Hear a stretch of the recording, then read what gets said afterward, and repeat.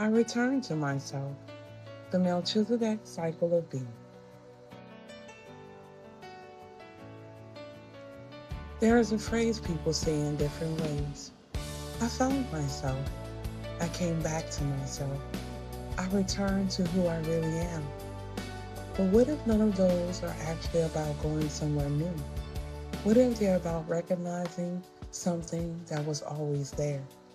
Today, I want to explore a framework for human experience using 5 symbolic stages: Melchizedek, Yeshua, Yahweh, Jesus, and return to Melchizedek again. Not as historical figures in sequence, but as layers of being we move through all the time.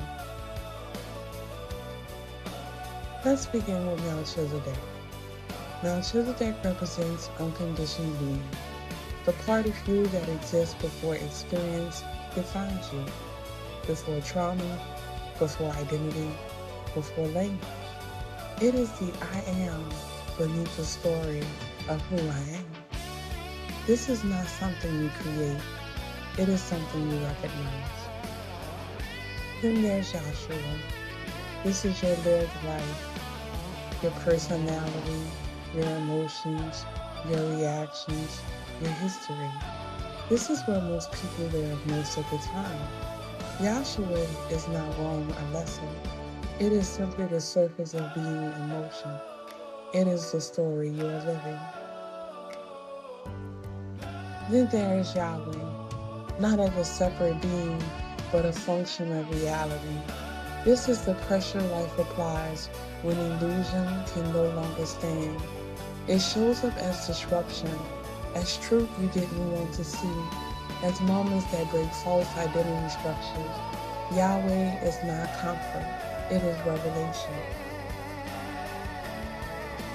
Then there's Jesus. In this model, Jesus represents integration, where depth and surface stop fighting each other, where what you are underneath and what you are living become alive. Not perfect, not finished, but coherent. And then something interesting happens. After integration, something else becomes visible. Melchizedek again, but not as something new, as something remembered. This is what people mean when they say, I returned to myself. Not that they became someone different, but that they stopped mistaking the surface for the whole of who they are. So the cycle looks like Melchizedek, the ground of beginning; Yahshua, the lived experience; Yahweh, the revealing pressure; Jesus, the integration; Melchizedek, recognition again. Not a ladder, not an escape, a cycle of awareness. And maybe the deepest realization is this: you were never leaving yourself. You were learning how to see yourself more clearly.